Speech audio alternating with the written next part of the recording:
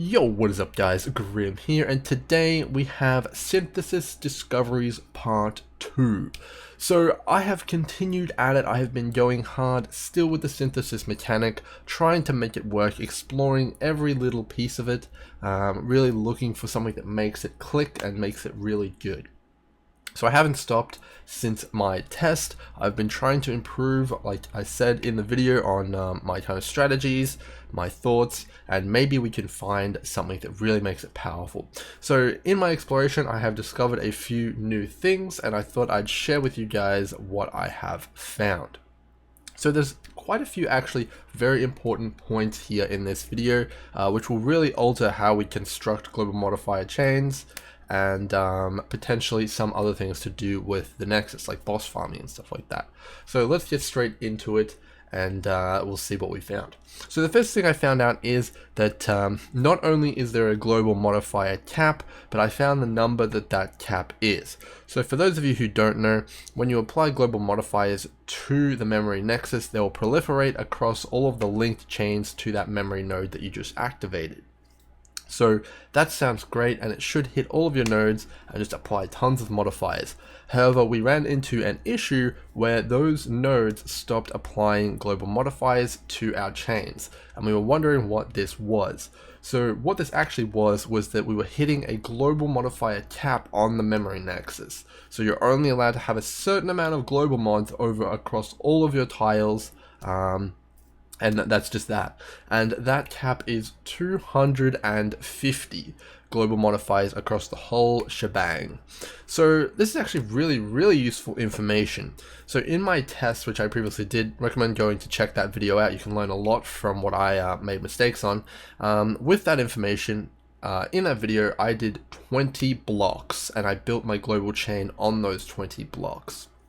So in that situation, if I actually had an even spread of the modifiers across all of the chain, I would end up with about 10 mods on each block, which is definitely not a massive amount, especially since there's so many poor ones, and you could get like triple experience, for example, which I think I actually had, which influenced my results quite a bit. So we can see that this is maybe not the best strategy now, and you probably want to go for a lower tile amount.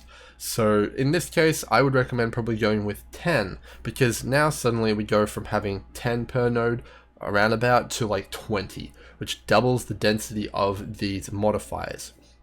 And with synthesis, what we've found is that you want to have the mods together, because in my last video, which I talked about global modifiers and all that kind of stuff, a lot of the modifiers work really well together, specifically the ones that increase like monster pack size, spawn the synthesized chests, duplicate rares. You want those concentrated in an area and not spread apart.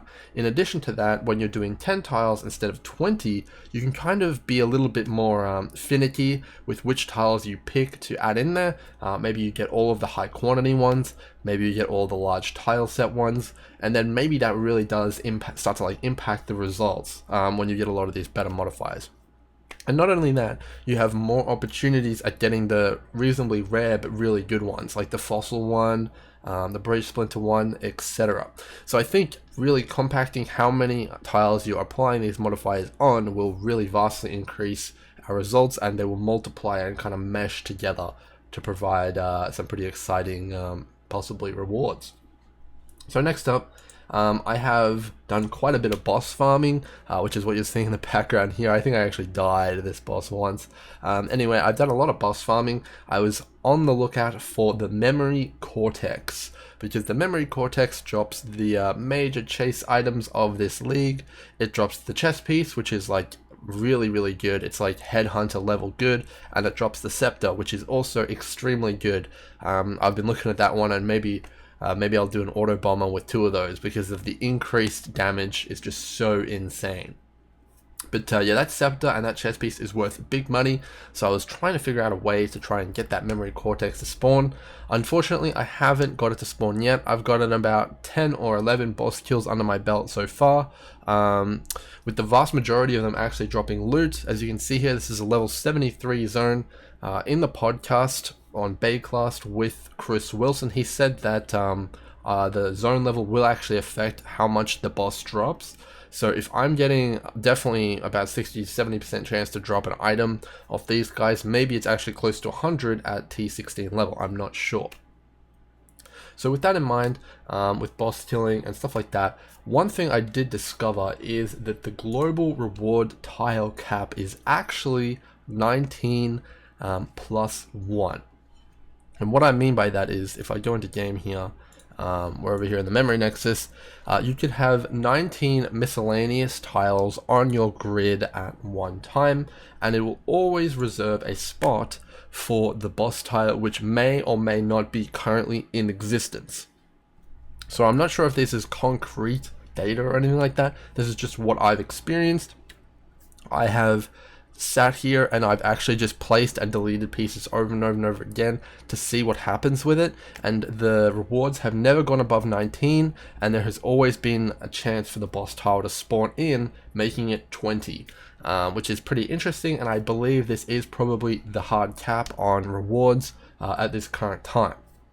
So this information is actually really cool, and allows you to understand a few things about the system. The first thing is, I'm not currently aware if memory nodes can decay, like these rewards. I haven't seen it yet. But if this is the case, once you hit 19, you actually need to go out there and start clearing them off to be able to see new and more powerful rewards appear. And that's pretty important information to have and arm yourself with. Otherwise, you'll just end up having like 10 nodes of armor and weapons, which is definitely not good.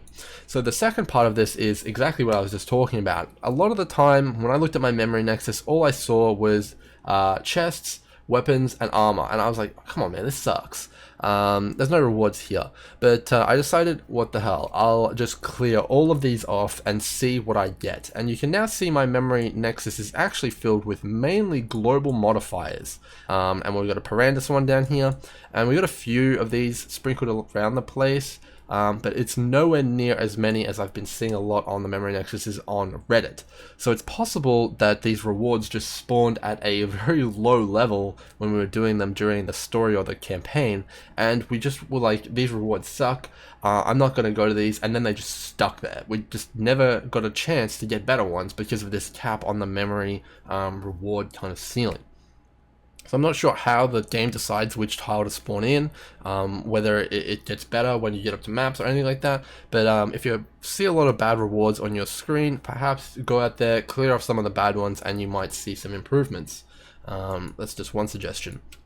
So the second part of this is, obviously the boss node can always spawn in. You're never going to be like capped and not getting the boss, which is good, and it seems to be a very, very crazy spawn chance. And I actually have found some interesting information about how to farm the boss, like on speed. It's pretty interesting, and I'll make another video about that today because I've been farming a lot of bosses really quickly. I think my record is 2 bosses in 1 set of tiles. So I had 10 tiles and I actually got to kill 2 bosses in that time. There's a bit of an RNG involved, but I'll show you guys how to do it quickly and get as many boss drops and as many chances at the memory cortex as possible. So next up, this one is definitely not confirmed, but I wanted to talk about it anyway. In a lot of results, we've been seeing some pretty poor drops. However, I have some reports from some people who I trust and who I know that have been telling me that the loot in the memories is good, and it's very good at that. But it's only some specific modifiers that are good. And the one that I keep hearing is the divination card one. So in our previous video where we talked about it, we chatted about how the divination cards in theory should be really bad, but there is a possibility, and we talked about that possibility, and that is that it's not weighted. That basically it has a chance to drop a doctor, which is equal to a humility card. You could get either equally. So I don't think it's this extreme, but it's definitely not weighted on the poor end like the gambler is. You're not going to be getting a wisdom scroll divination card.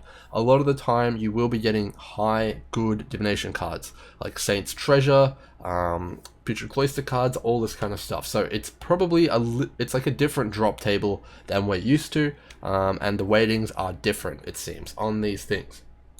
So I have confirmed 100% that the breach splinters aren't weighted, and now it seems like the divination cards have a different kind of weighting. So maybe the rewards are actually a little bit better than we think, and this really pushes divination cards up to a tier 1 modifier. You really want to be looking for that and getting that if possible.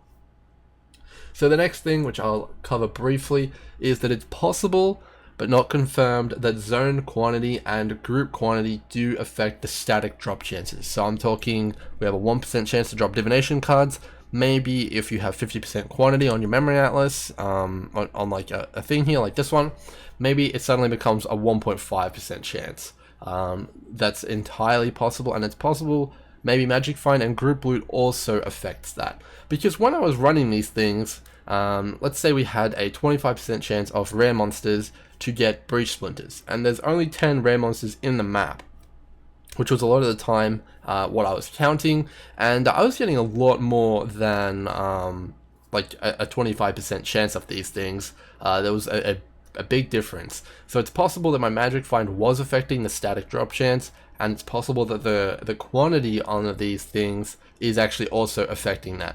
And in that test, I had a lot of blue islands, so it's possible I need to get all yellow islands, big quantity, big pack size, and big areas.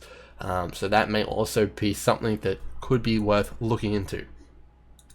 So the next thing I wanted to talk to you guys about, which I can't actually demonstrate here, is the ability to tick the memory atlas. So building on all this information that I just gave you guys, when you're wanting to influence what is currently on the board, you can do that, and you can do it very quickly.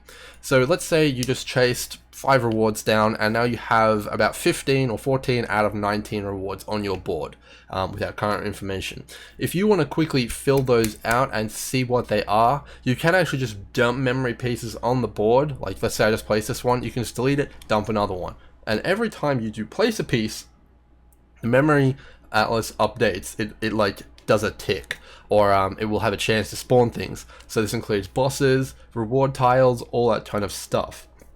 So if you have a bunch of bad pieces, like the notorious corner pieces and stuff like that, that you just want to use to tick the atlas, that's what I've been doing at least, you can do so, and you can actually kind of get a really good look at what's going on in the atlas.